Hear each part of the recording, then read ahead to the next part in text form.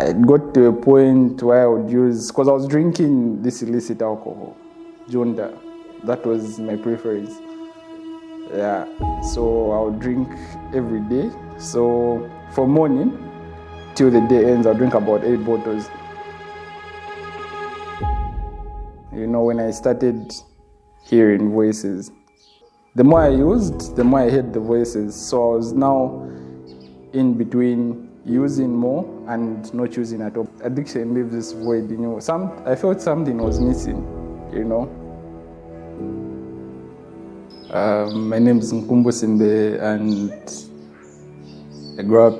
I was born in Northern Province, Mpika. I grew up in Lusaka though. Growing up, I was a very curious kid. Yeah. Shy kid as well. But yeah, I got to get comfortable with myself as I grew older. Okay. How many siblings do you have? 3 siblings. Okay. Are you the last one, firstborn? I'm actually a twin. So second born out of 3. Okay, great. And what was your family like? Was your mom there, your dad there? Did you live with both parents? What was that like? Growing up, I lost my parents at a very young age. But then that's how I moved to Lusaka from Northern Province. So yeah, I grew up with my aunties. Okay.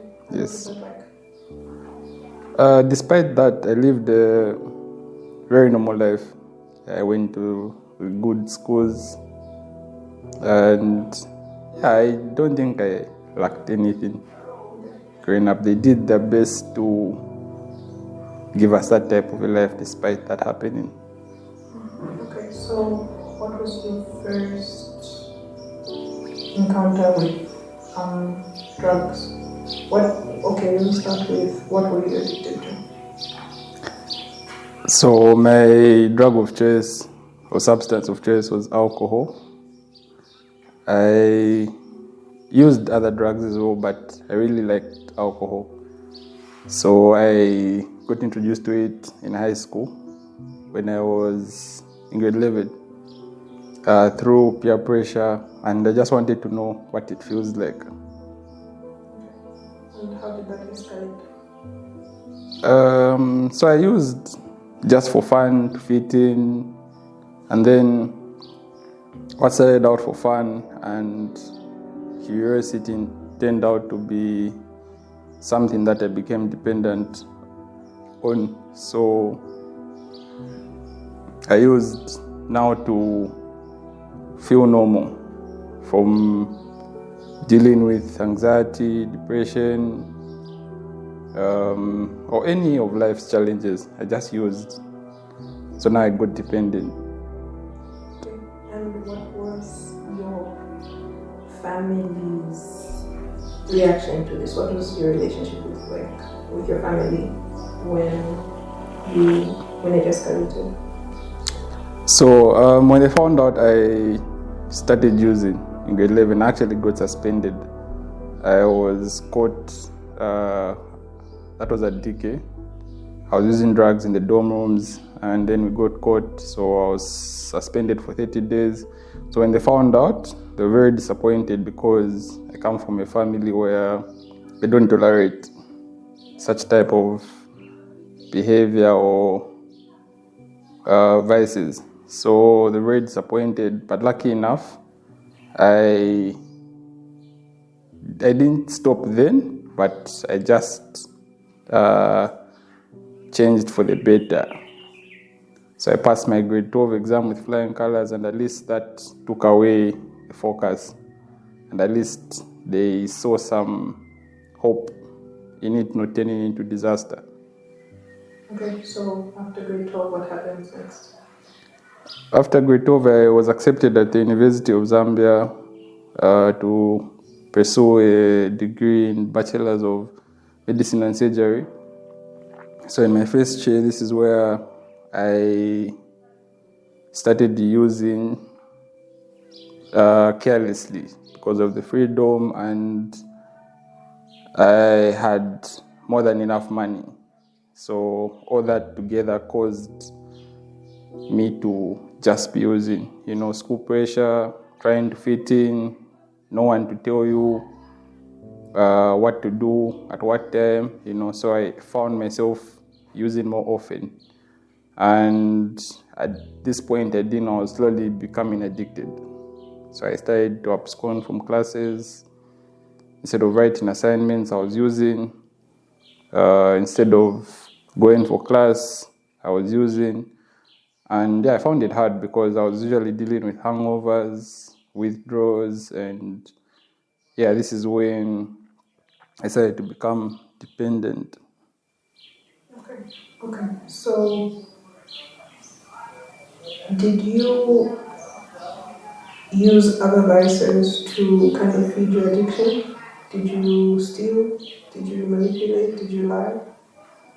I did. Not that I'm proud of it, but it's what comes with it because it's very hard to sustain that kind of lifestyle, more especially if you're not working. So, if you don't have any other sources of income, so you find yourself in debt, you find yourself having to manipulate or lie just to get the money that you need to use. So it's a lifestyle that comes with all that because you want to feed your addictions, and as I said, you don't have any other sources of income. So you have to go out of your way to provide that for yourself. Okay. Did you ever end up in cells? A couple of times. That's fine. And as I said, it's not a lifestyle I'm proud of, but for all the times that I did, I was guilty of whatever it was that I was in for. Okay. And who would bail you out? My parents would, my aunties, my brothers.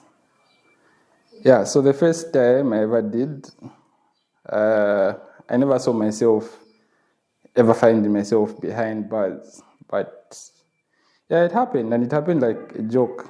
But I was intoxicated, very intoxicated when I did. So when it happened, I woke up the following morning and I realized I'm behind bars with other convicts. So this is when reality hit. But I still didn't stop. Despite going through all that, when I got out, I got back to the alcohol. Okay. And were the people you were hanging out with at university, were they encouraging this behavior? Did they ever say, oh, okay, Nkumbu, this is now, performing? The ones I had real friends for most of the time, they stuck around and they would always try to encourage me to go the right path, but I didn't get it from them. I would give one ear, but it just didn't hit because this is the reality. Addiction comes with, you can't see it. It's only people that are outside your environment that can see it for you, but for yourself you can't see it till something really, really, really bad happens, and then you get that wake-up call. So they encouraged me to say, this now is a bad lifestyle for you. This is not the person we know you to be. So pull up your socks, and we're there for you. But I decided to stick with the wrong company who were praising that, who were actually encouraging that lifestyle. So it went on and on. Okay, so we're present day university in first year. Did you make it into medical school? Yeah, I actually did. Yeah, so I'm very intelligent. I can say that for myself. Yeah, Go ahead. so at least God gave me that. But so I cleared without any challenges, even though I was using. I made it to my second year, but I still wasn't happy because addiction leaves this void in you. I felt something was missing. I had friends who weren't using but didn't manage to make it. And I was there, I made it, but I still wasn't happy. Even when I saw my results on the portal, I don't know what it was, but I kept using to feel the joy that I was lacking, but it never came. Okay. Did you ever discover why you weren't happy? I think I found the answers when I started looking for them.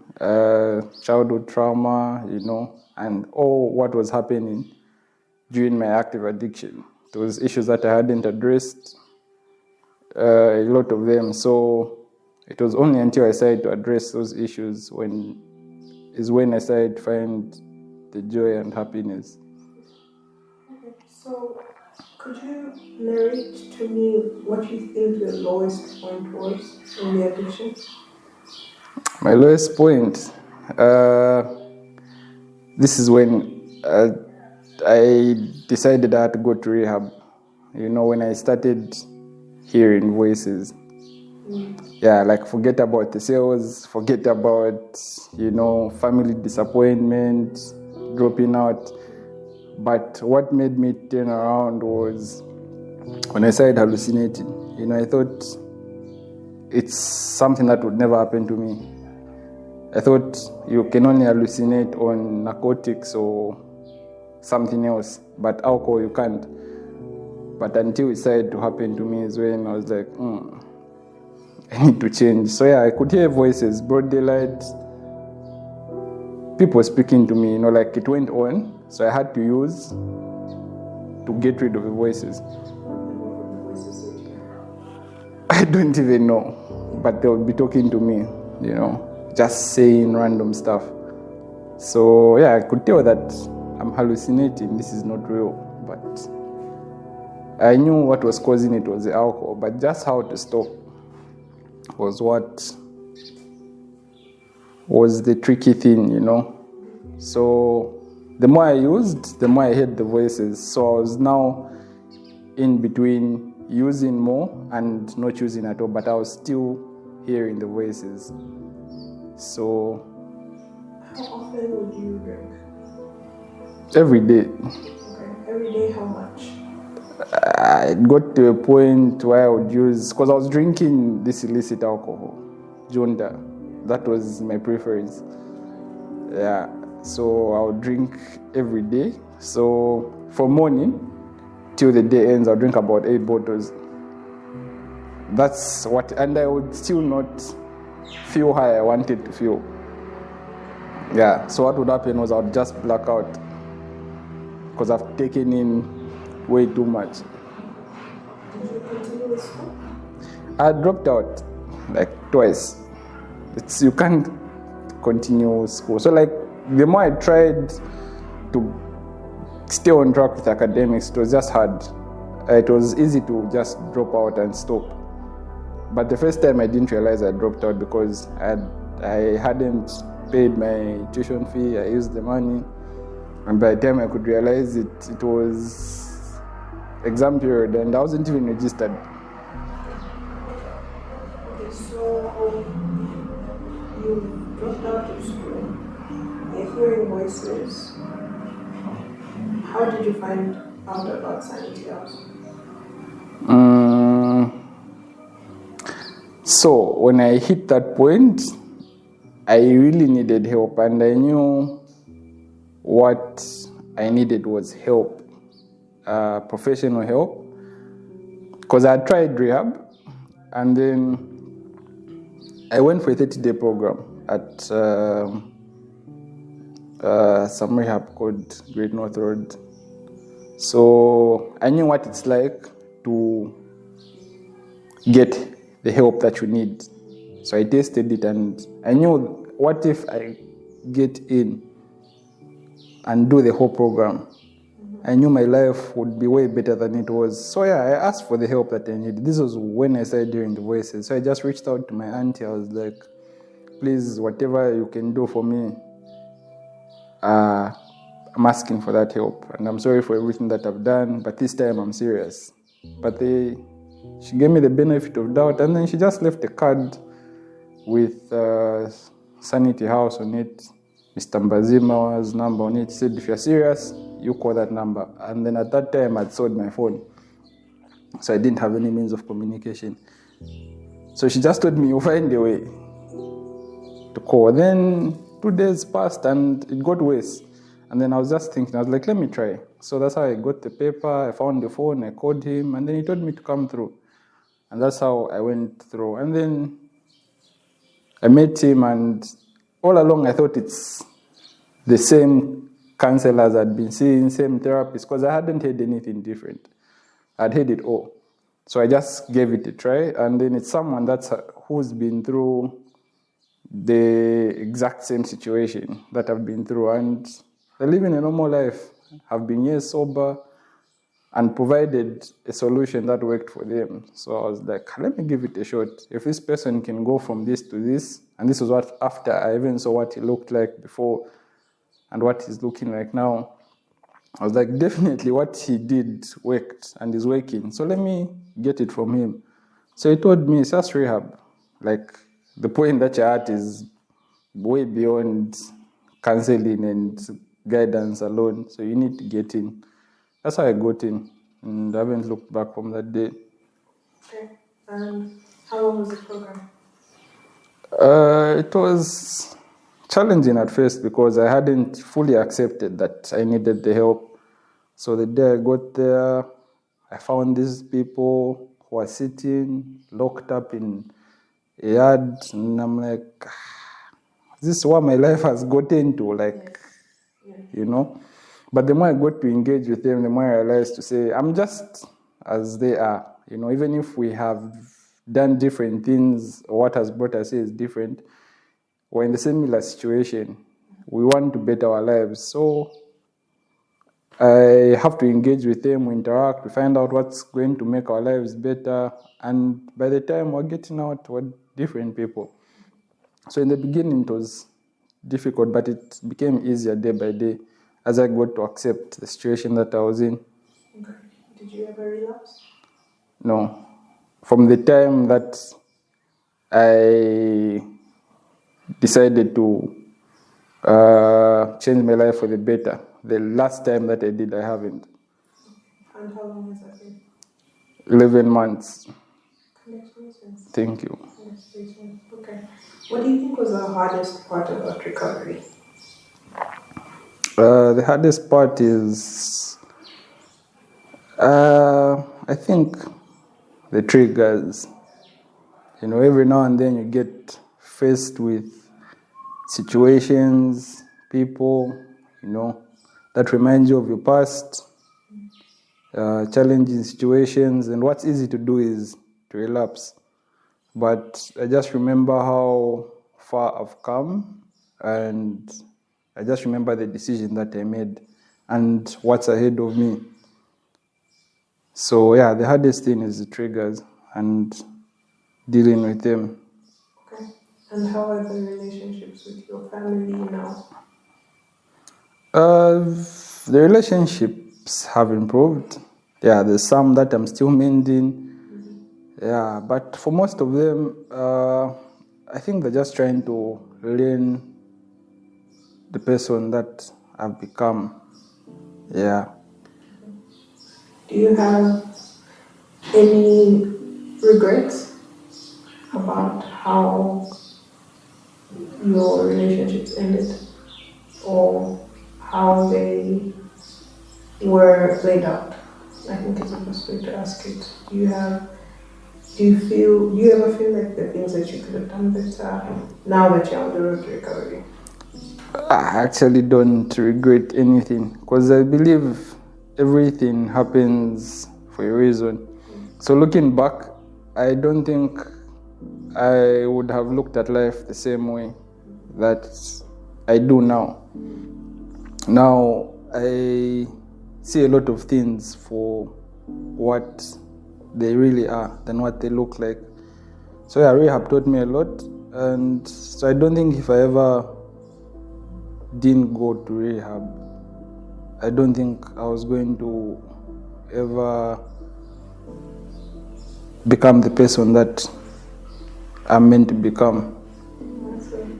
That's a good way of looking at it. I want to pick up on something that you said earlier. You said at that point you didn't know that you were addicted when you were in university. Do you think there are a lot of people who don't know that they're addicted? Yeah. There are a lot of people, but the signs are there. And that's what you're supposed to pick up on as an individual and even as someone who's close to that person, whether family, friend. So the signs are always there. So like for me, going to sales was one of them. You know, finding yourself in debt, losing track of your priorities. All those are early signs. You know, drinking more than you're supposed to. Yeah. The signs are there, so they're always there. So the earlier you deal with them, the better. But for the most, it gets to a point where it's too late to pick up on those early signs. Okay. What do you think? What would you like? Okay, before I actually get there, you said that you don't regret going to rehab because you would have never become the person that you are and that you're meant to be.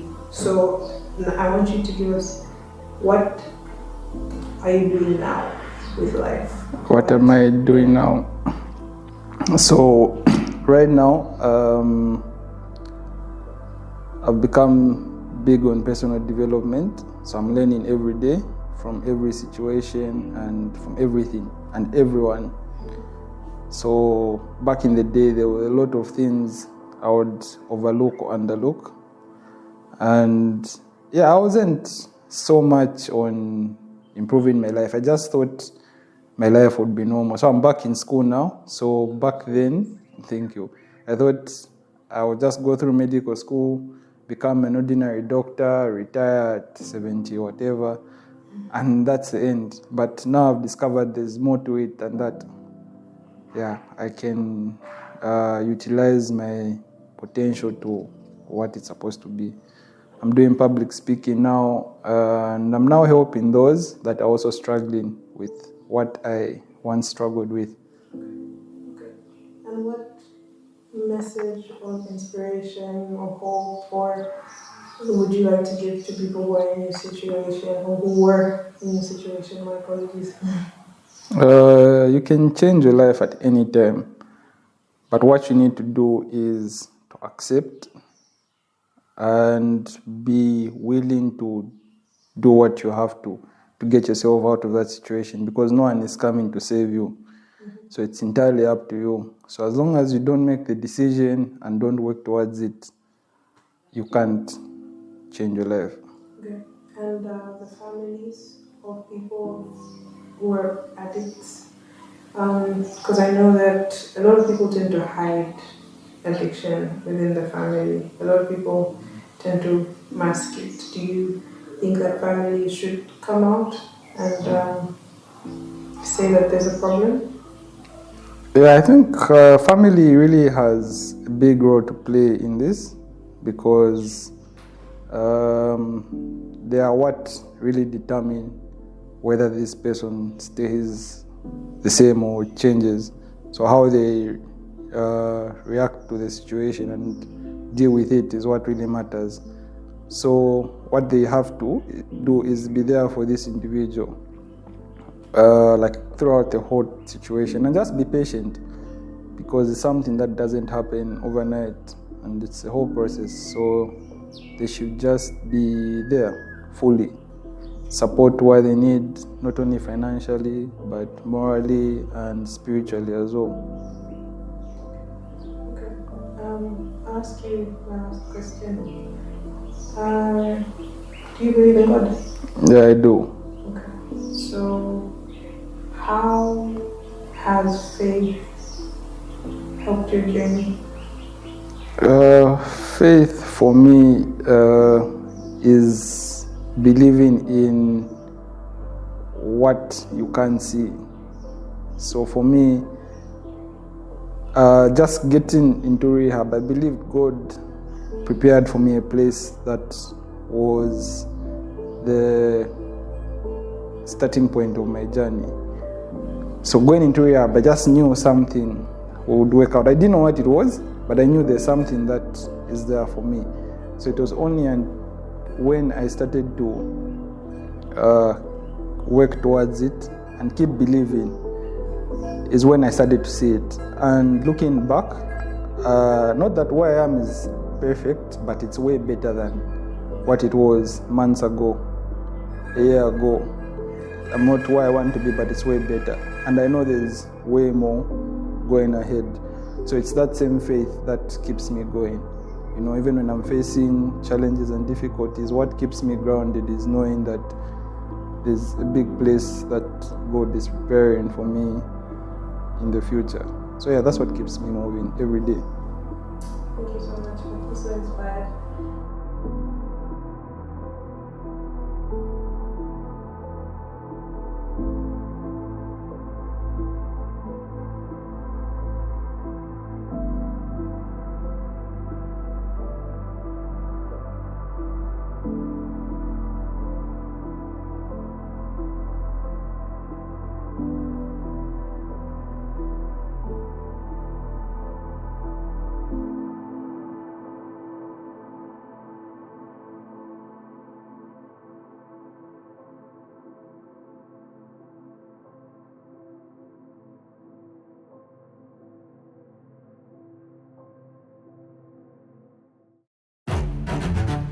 Many relationships, many bridges were bent.